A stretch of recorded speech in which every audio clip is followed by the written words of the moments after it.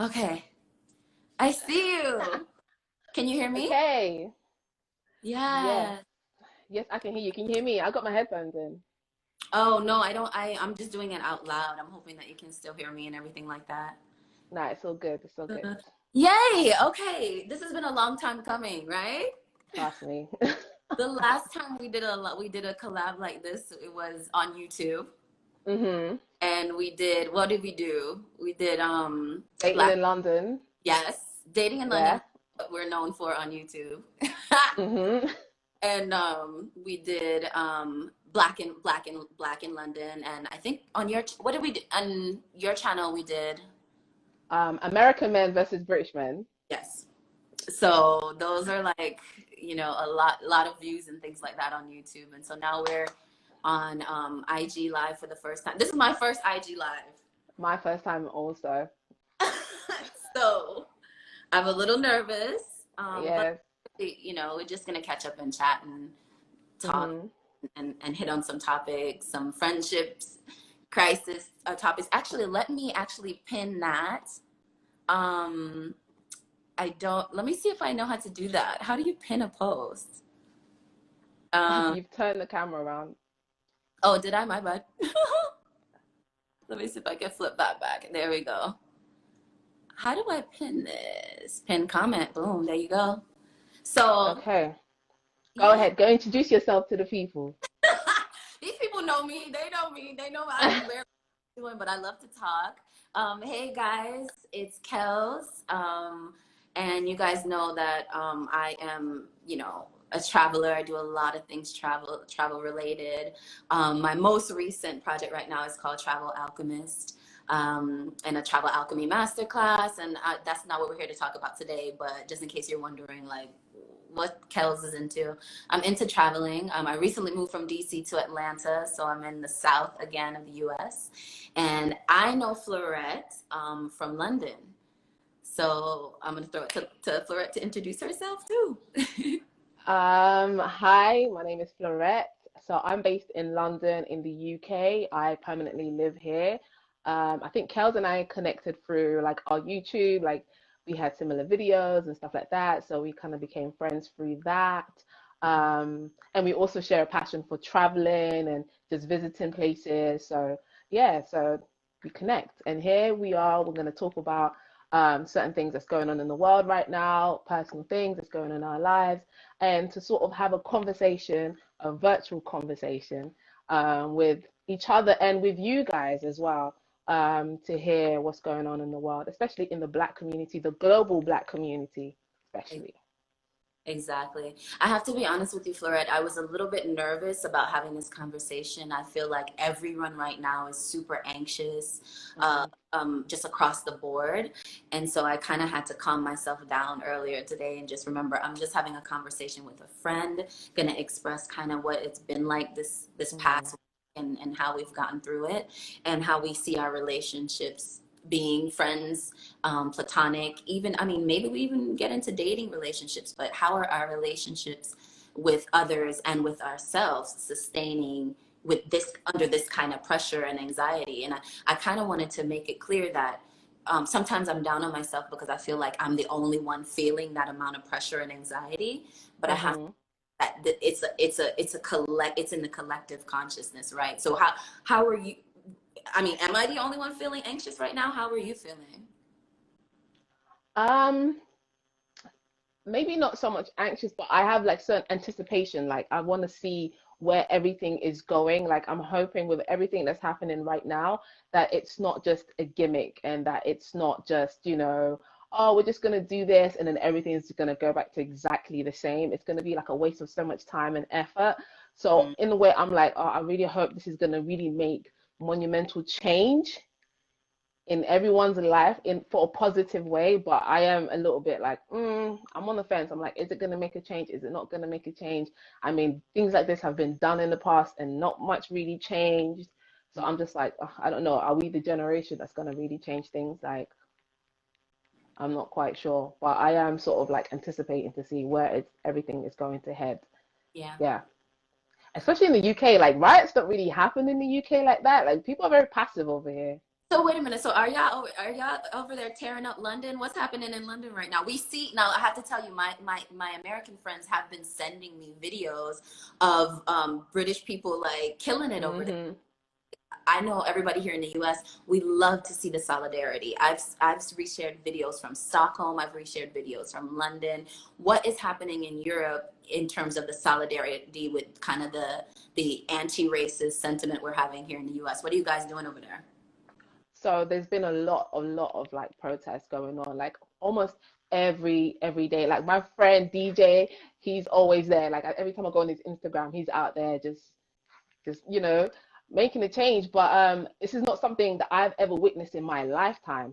That I've never witnessed anything like this. Like riots are not. I mean, I think the biggest riots before was like the Brixton riots of like back in the 80s or something like that, and like there's like Bob Marley was there and all that kind of stuff. But like this is huge that it's spreading all over, not even just London. It's like other parts of the UK. Like today we heard about, what's going on in Bristol. And like Bristol isn't even close to London. It's far, far, far from London. So wait, are they rioting? What are they doing? Peaceful protests or riots? Which one? They were protesting, but sometimes it gets a little bit, just get a bit shaky. But I think they took down a statue of a guy called Edward Colston or Colson, who was a slave trader. And it makes you think, like, why the hell does a slave trader have a statue? Like, why is he being honored in such a way? It's like a slap in the face for Black people, especially. It's so like to think that in 2020, that's when this guy's statue got taken down. It's crazy. It's crazy.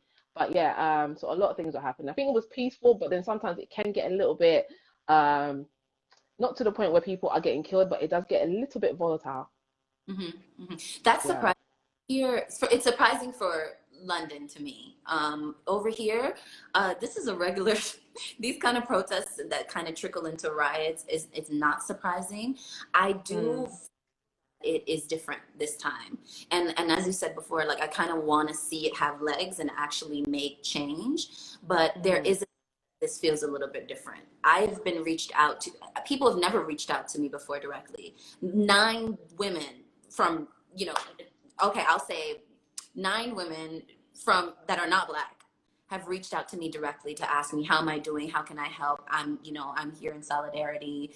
You don't even have to respond to this message, but please know that I'm checking on you and all of this. That's never mm, happened. Never in my life. My company is sending out the types of messages that literally like will make you want to cry every day because they're so direct and clear and unequivocally pro, Black community, Black life. Named, everybody is named: George Floyd, Ahmaud Arbery, Breonna Taylor. It's not these kind of generic cookie cutter faux ally communications mm, coming just from HR. It's actually coming from the CEO of the Americas and coming from the chairwoman of the board. You know what I mean? And so this type of reaction, I am in a new company. And so this type of reaction I've never, ever, ever, ever seen before.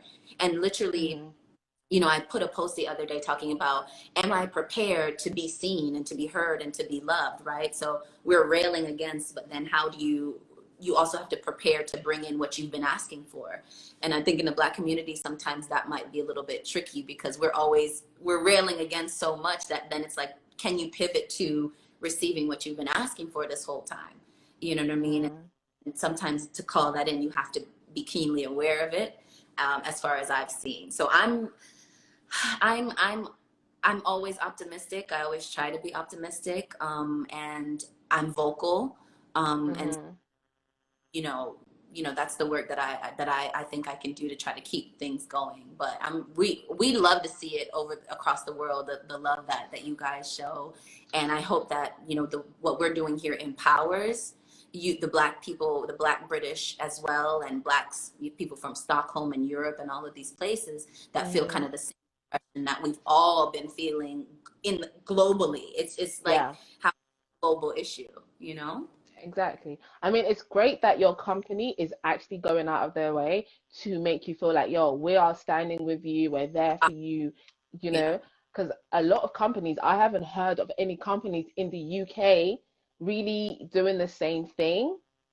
Do you know what Mm. I mean? Maybe on social media, but I haven't heard of anybody who's working in a company where their company is really reaching out to them and saying, hey, Like we are not, we don't stand for that, you know, we don't stand for that kind of mindset. I really Mm-hmm. haven't seen that. Um, because I think like racism in America and racism in the UK is so different because American racism is more overt.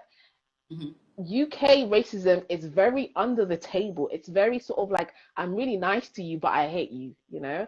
So you don't really tend to, you can't really sometimes know who really doesn't like you or who Yeah. doesn't like, you know, people of color, people from wherever, because it's almost like this passive aggressive racism.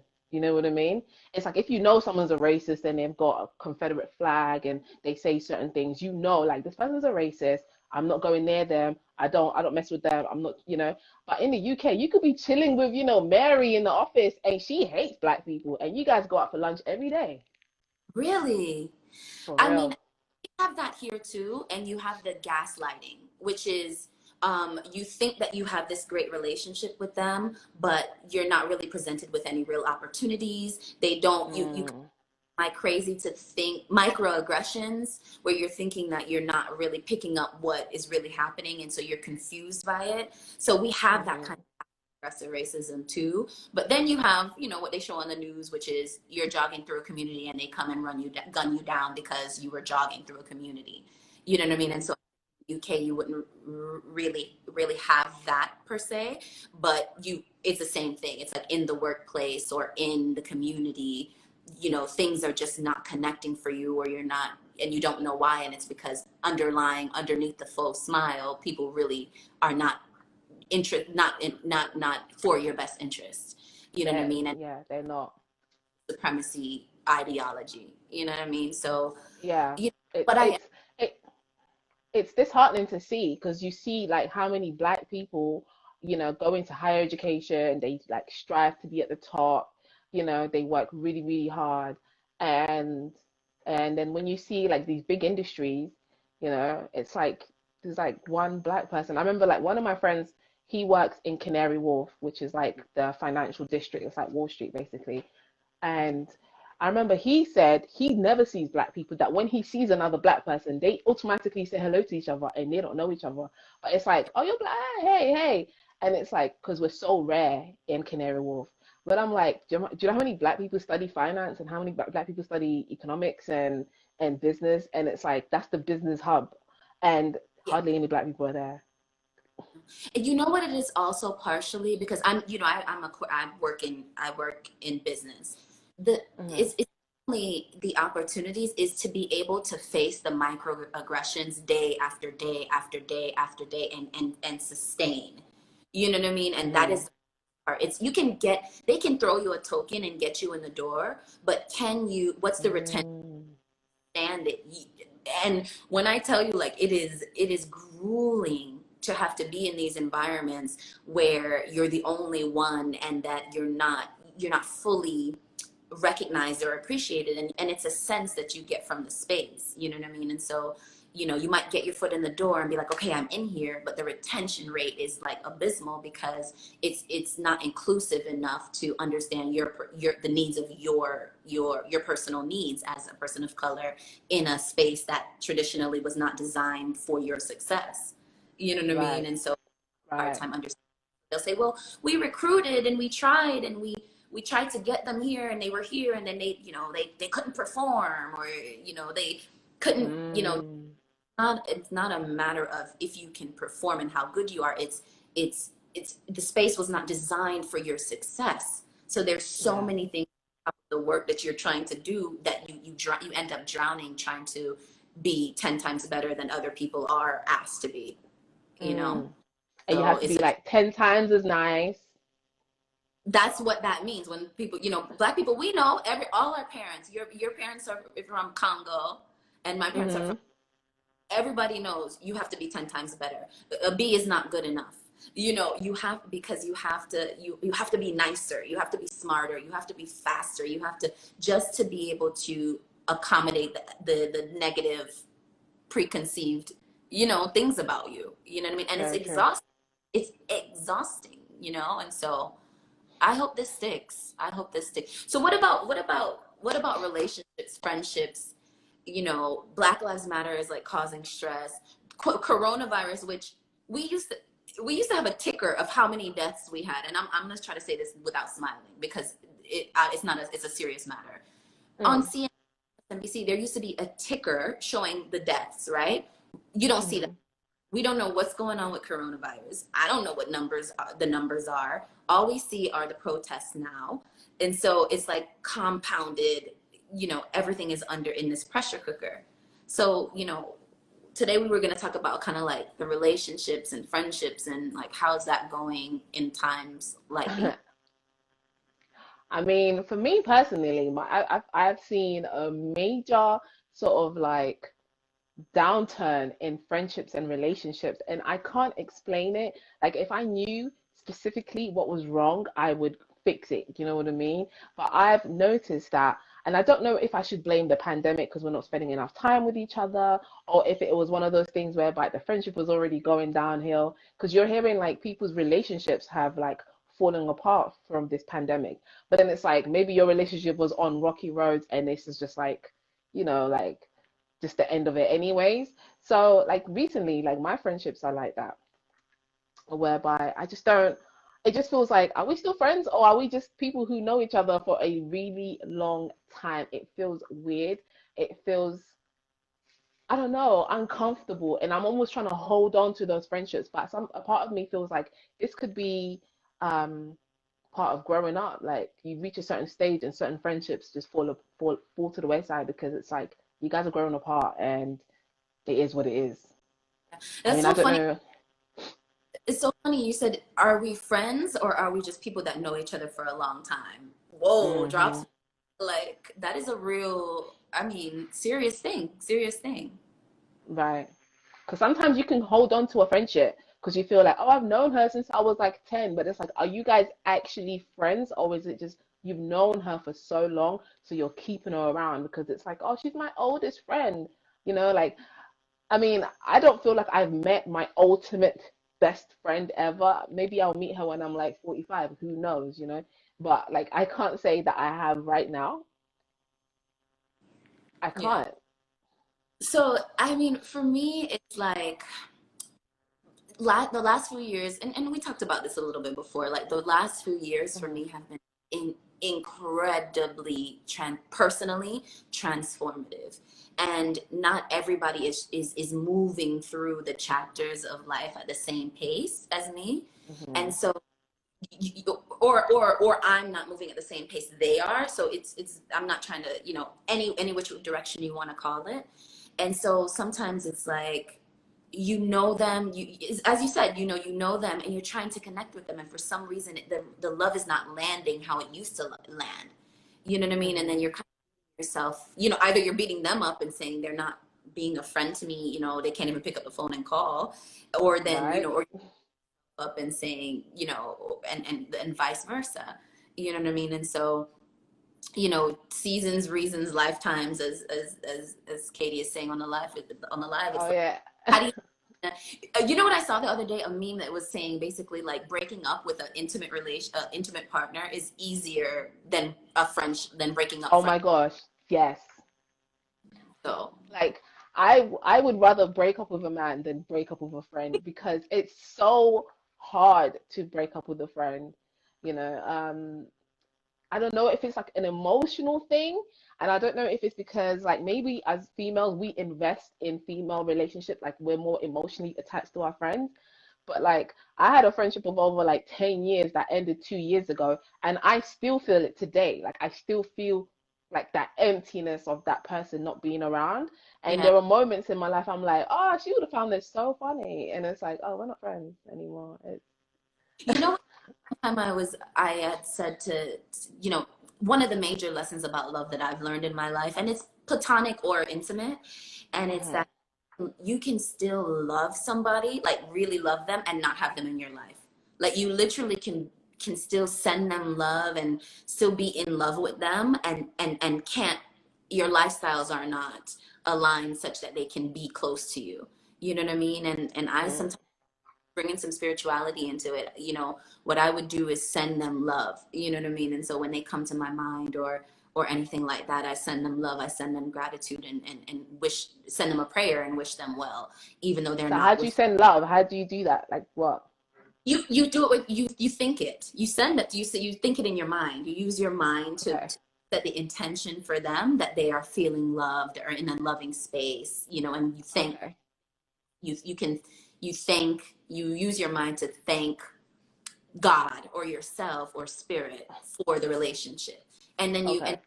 then you can even go so far as say, I'm setting the intention that a loving relationship like that comes back to me soon, or Right. is me soon. You know what I mean? And so it's all about kind of what you do in your mind and like how you set the intention for it.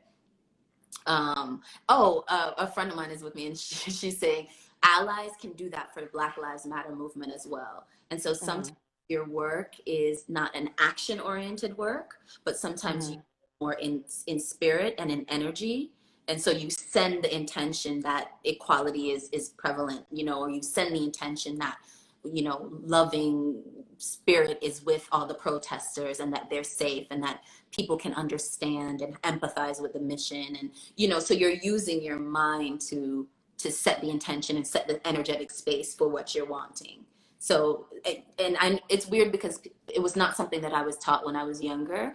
And it's like, you can do that. You can create space. You can set the intention. Yes, you can, for anything. If before this live I set the intention that we would have a fun conversation, that we would be able to speak from our heart in a genuine and loving way, and that everybody who was watching us would feel the love and safe space to have the conversation. And so that's the Right. intention for this conversation. And so I'm feeling the love, Kells. I'm feeling it. yeah. So yeah, you can do that for anything. I do it for job interviews.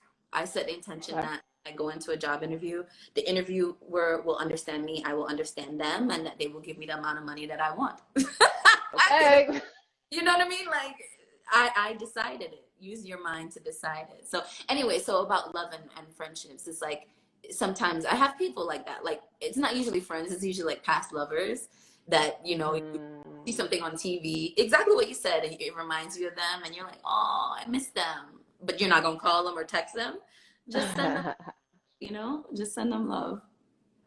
That's It works. good. I mean, maybe I need to getting into that because for me personally, I'm the kind of person that if you wrong me, like if we're good, but if you wrong me, oh, you better run and hide because I'm gonna find you, like I'm very, I don't know, like I think I'm a bit too revengeful sometimes and it's not good. Yeah. So I've been trying to sort of like come to a space of like it's okay if someone hurts you and it's okay to move on and to not hold on to the hurt and to just be like peace and love and just keep it moving. But usually I'm like, if I ever see this person in a club, On in a bar, on I'm gonna, site. I'm like, if I see you, forget it. I get real like, oh my God, it's like the real South I, London in me comes out. So, yeah. No, I, the funny thing is that with friends, I could look. I will make you feel like I feel you on that because I could be like, if I stop talking to you, you're gonna wonder if you even exist any longer. I'm gonna ignore you so hard, you won't even. You're like, damn, what I did. You will feel the ice, and hmm I get that, but for some reason, friends not so much.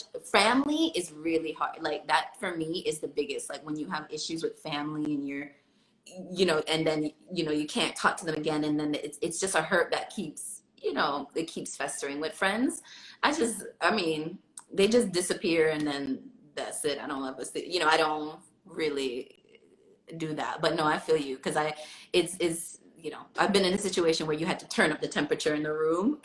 That's what I call it. Like when you turn, everyone's like, yo, I can feel the issue. And so yeah. I Yeah. hear that. Let's talk about love. Let's talk about love, baby. Girl, what's that? Dating.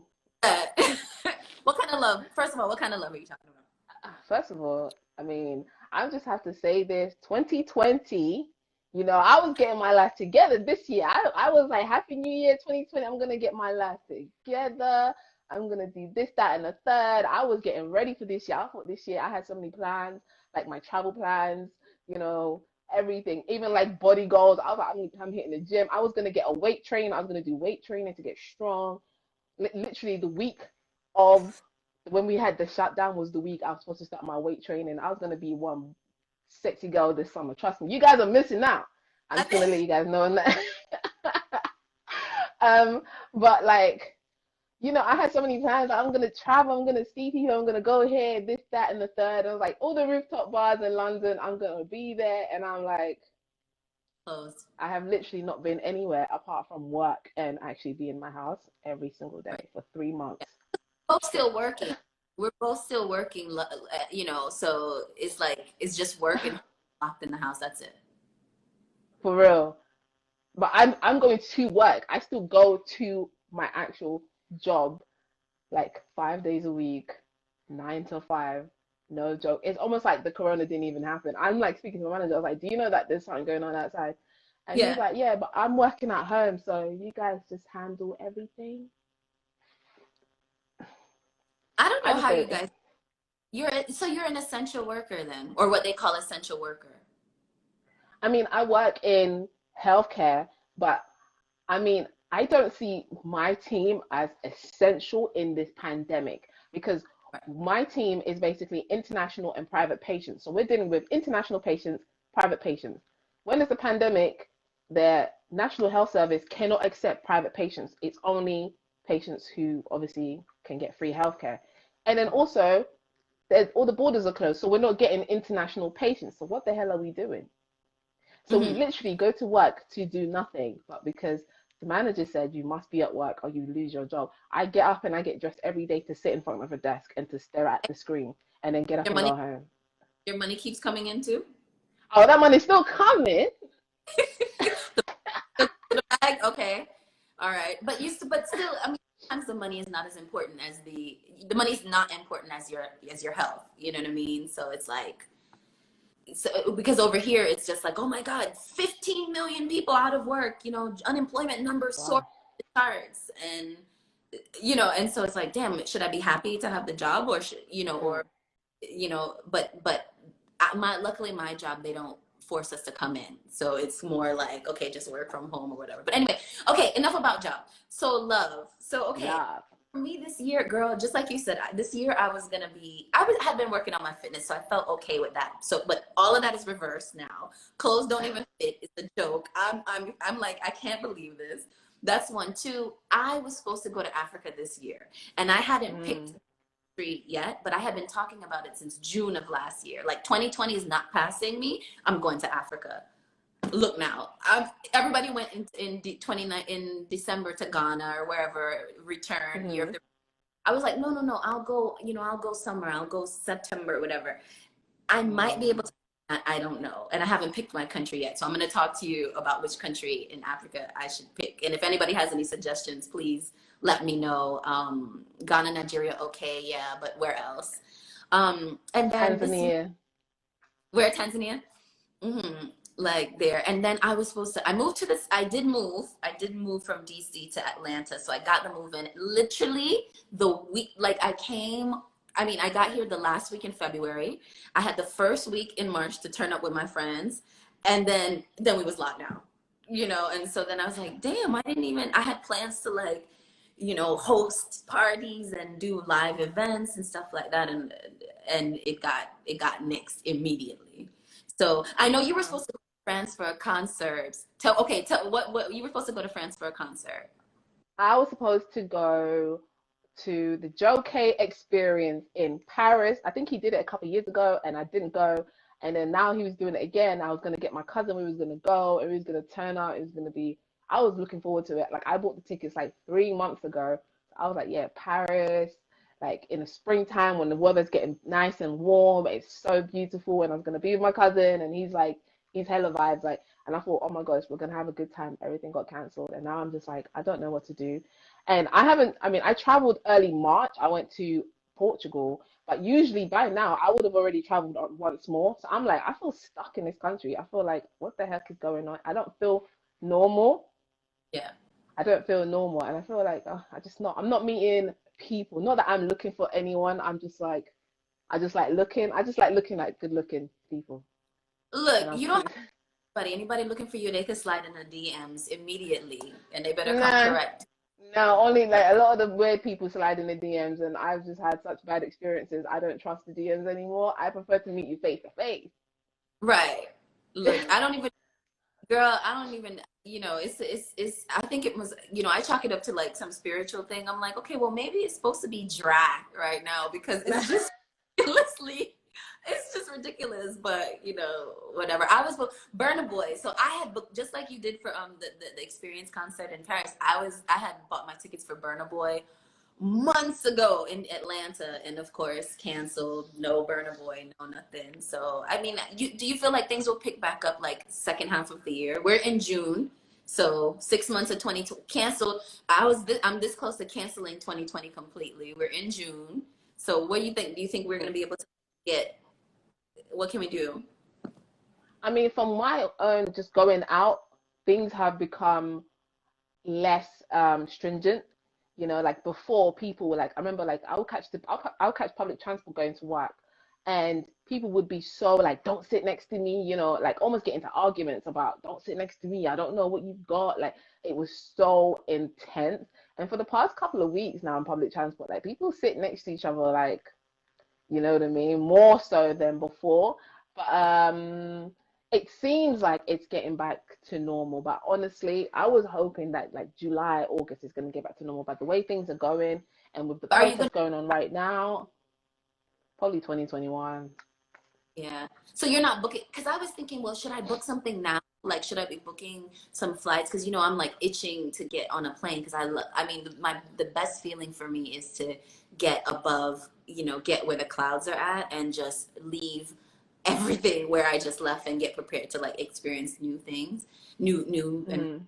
you feel like I'm like, dang, should I book something for like September, October, November, or should I just chill for this I year? mean, you could book it, and then like if anything, you should just be able to like exchange for another day. But what's going on in your DMs? Don't try and just sidestep that question. What's going on in the Kells DMs? I know there's pure people in your DMs. My DMs.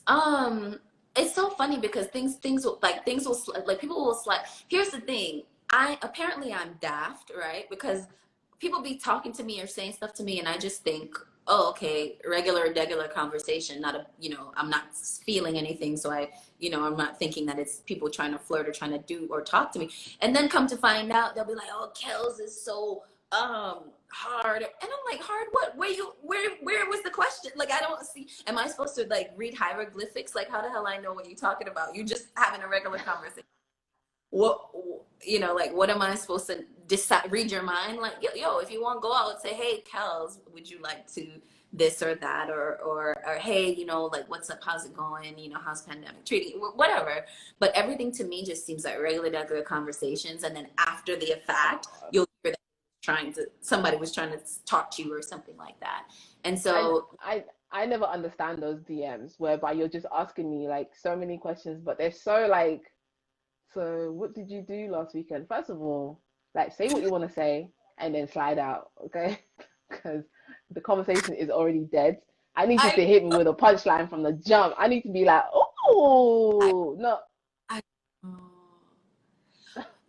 that's it's not, what, apparently. And here's the thing, like you said earlier, I don't really like, um DM. Just, I think this pandemic is killing everything. It is literally killing everything, because it's like, what can you say that's not going to come off as it's, kind of like out of touch and insensitive, and and then everything is on like line. I see some people like still, doing online dating and things like that on the apps and stuff during pandemic, and I'm like, yo, you're letting strangers come to your house? What? I don't understand what's going on, and and so to me, I'm just like, I don't see any way around this. I will say though that what's hilarious is that I thought that like there was no way for like love or relationships to work right now, and literally some sort of casting director slid in my DMs and was like, oh, hey, we saw you tagged at an event in Atlanta.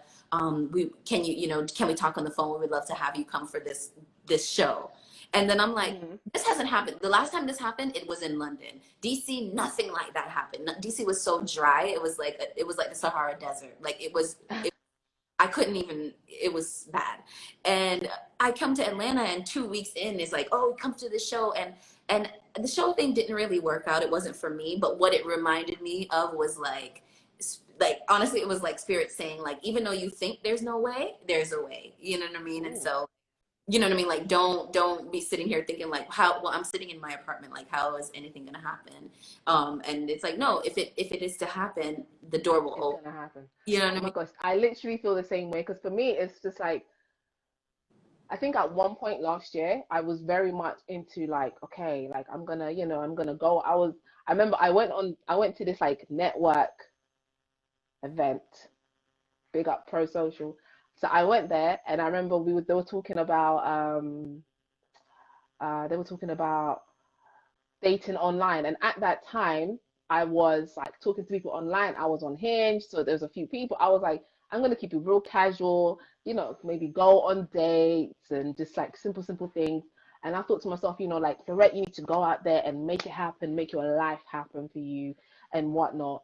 And like literally, I went on a disaster date after this. It was just like disaster date, disaster date, disaster date. Like I have a ton of YouTube videos I'm supposed to be doing, but I'm just like just waiting. Like, should I do them? Should I not do them? Because my mom watches my YouTube videos.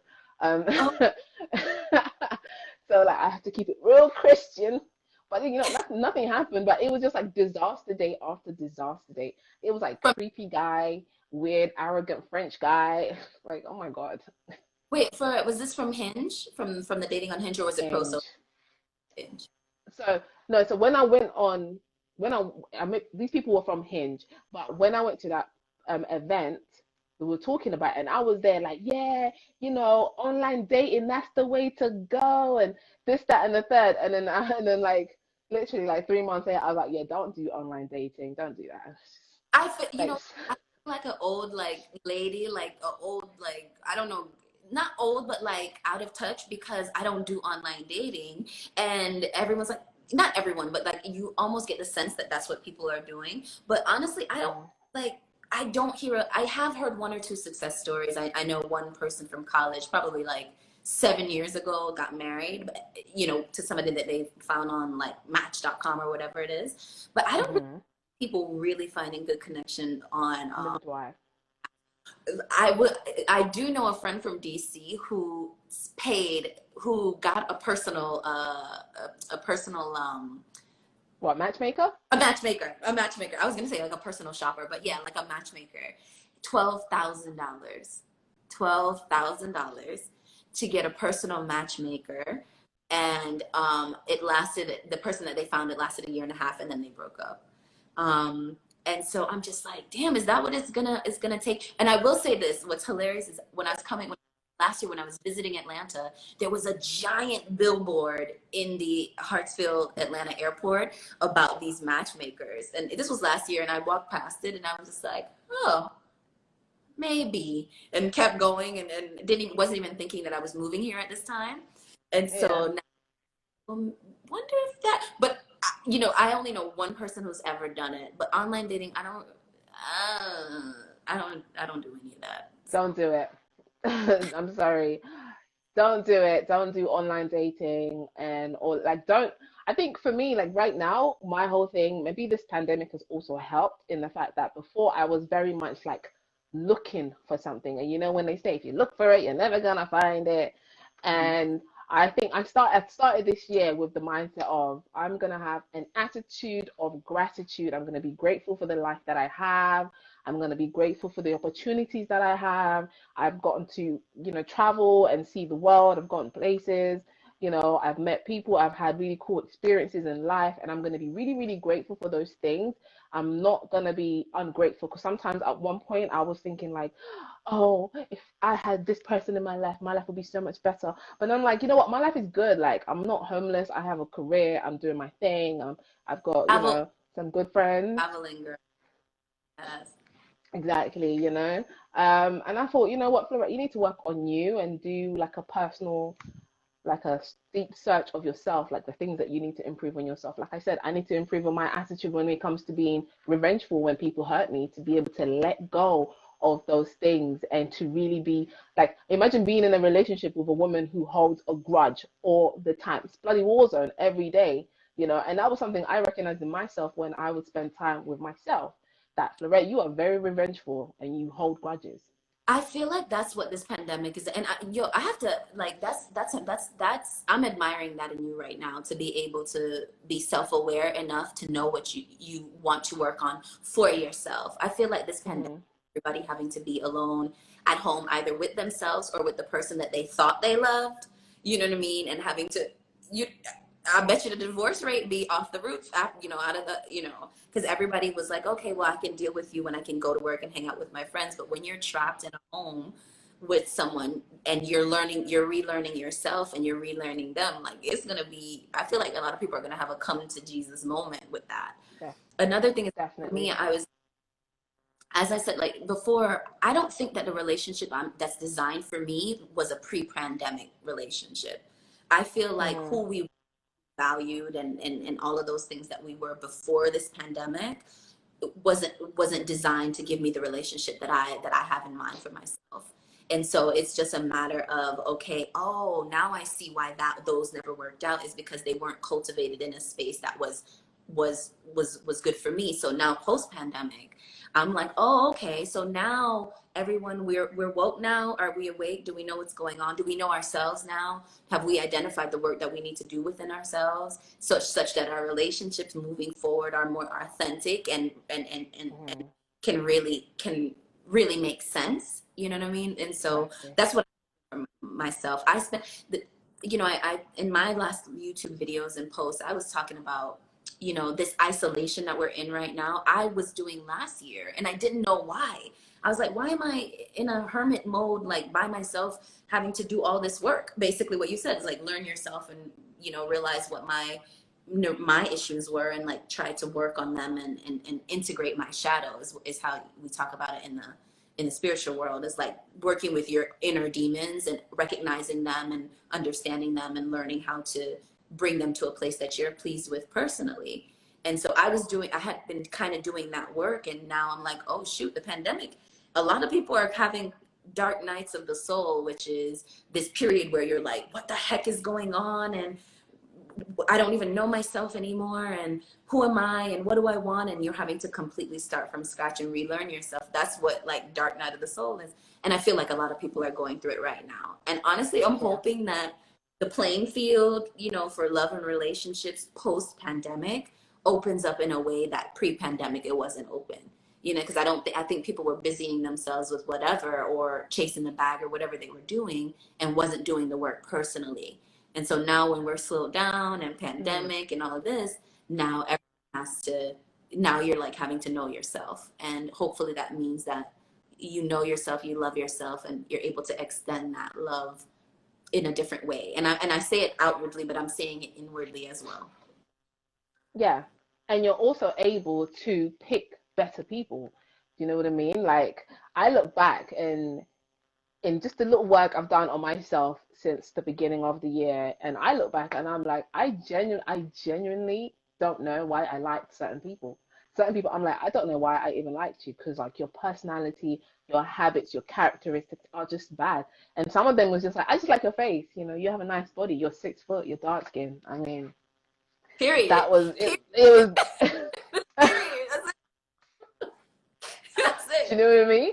And it's like You, you really need to. And I used to think I was really deep. Like I thought I was deep, and I'm like, Fleurette, you are so shallow.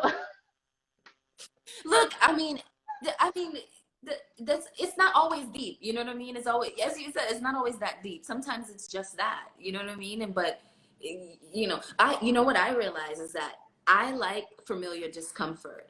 So all the things that every time I like a guy, it's there's a disc there's a familiarity in the discomfort. It's like, how they say, oh, if you have dad troubles or mom troubles, parental troubles, and you Hmm. repeat those habits, I can see. I was like, oh, what I'm attracted to is that feeling of uncertainty in a guy. It makes it feel sexy, dangerous kind of feeling. And I'm like, yo, I don't like that. Mm, You know what I mean? I don't like that anymore. Like I want like something easy, like feeling like, uh, right. yeah. So, Very true. and Very true. sorry, don't hurt either. I mean, look, so I think for me as well, I think I would always project negativity. So I would really like a guy and I would automatically start to imagine him breaking my heart, being just like I would project the negativity. Like what I don't want to happen, I would think about it, I would imagine it, and it would happen. And I'd be like, I knew it's gonna happen, you know, and Uh, I had to sit down and be like, Fleurette, maybe you're actually creating these atmosphere because you think he's gonna act a certain way. So then you think about it and think about it. It's in your mind constantly. You start to talk to him in a certain way, you start to treat him in a certain way, which causes him to distance himself. And then there you go, you go, oh, I told you so. mhm. It's like kicking yourself in the face every single time. It's really so stupid. And I only saw that in myself now. I was like, Fleurette, you need to change your mindset. You know, I speak to myself. I look at myself in the mirror. I'm like, Fleurette, today we're not gonna be an asshole. Okay, we're not gonna do that today. I find, you know what? I don't find you to be, you know, well, I'm not, you know, I'm not in your bed, so I don't know, but I find you to be, you know what I mean? I think, you know, and I'm gonna bring this, I'm gonna pull this back to race, and I'm gonna pull this back to white supremacist ideology, because I got to. I feel like a lot of us are walking around here like we're not enough, that the reason why things are not happening in our life is because we're not doing enough, or we are not growing enough, or we haven't worked on ourselves enough. And I think where we are is perfect, but we have to understand that the conditioning that we're under constantly tells us that we're not good. We're not doing enough. The reason why this is not happening in your life is because you haven't, you know, XYZ or ZYX or whatever. You know what I mean? And yes, it's the work, you know, as we're doing, like the work we do on ourselves, we ask the questions like, am I an asshole? Like, am I asking for too much? Am I, you know, too vindictive? Am I too, you know, am I attracted to pain? Do I think that, Mm. do I equate my mind pain and love? Can I differentiate those two? Or have I been conditioned to think that if it hurts a little bit, then that's love?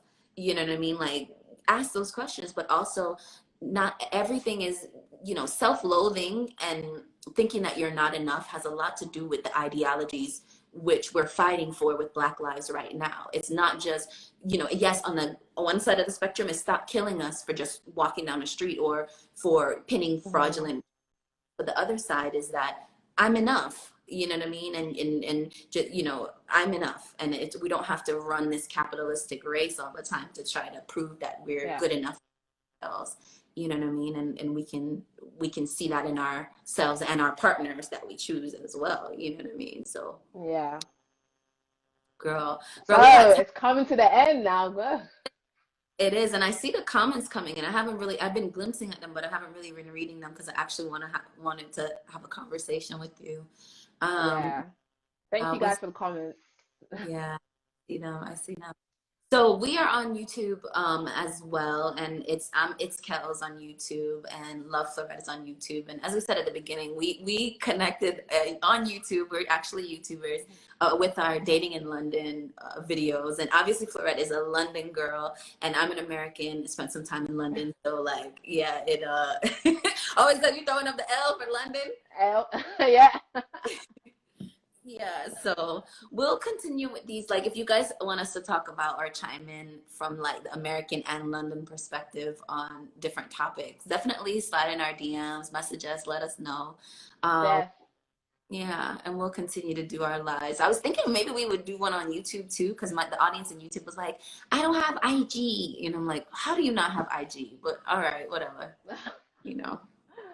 Or maybe we can upload this on there for them to catch up and see what was happening. But yeah, this is our first live, and I hope you guys really enjoyed our little conversation. And hopefully, we're going to do more. And we're going to talk about everything that's happening, not just love and whatnot, everything that's going on, everything that's in our hearts that's happening right now. We're going to bring it to the forefront. And whatever topics that you lot think also should talk about, of course, like Kel said, slide in her DMs, slide in my DMs. Slide in the DMs just for that though, nothing else. No, that's Fleurette. Um, If you trying to say something, slide. If you're trying to say something, just slide. I might, because I'm not. Look. If you are trying to say something interesting, slide in the DMs. I am not opposed to that. Now, if I don't answer, no, there is an answer. So just take that. But if you're trying to slide, slide. Yeah, we might make this like a bi-weekly kind of thing, you know, you never know. And thank you to everyone that's tuning in. I've been reading the comments as everyone's been going along. DJ, I see you in the comments. I see you in the comments over there. So thanks everyone for tuning in. And Well, we want to end on, we said we wanted to end on a positive note. mm-hmm. So I don't, I'll end with like, okay, I'll send gratitude. I'll send gratitude out for our friendship that has been sustaining over across an ocean and over the years. And I know it's not an everyday, as an adult, like I don't feel like all relationships are ever like that everyday bestie, like, oh my God, bestie kind of No, no. thing. Yeah. But just like to be able to see somebody's heart and to still check for them when I go ghost on Instagram, you are one of the you come look for me, like literally. She's like, oh, where are you? Okay, Kells, I haven't seen you in 3 months on 2 months on IG. And I'm like, I had to take a break. Thank you for looking out for me. So I send that appreciation to you, girl, and across the Atlantic Ocean, and look forward to continuing our conversations. And yeah, and traveling, because you got to come to the A, because I'm telling you, the Atlanta Yes. is And like, we I'm pray for like, safety for all the black people out there.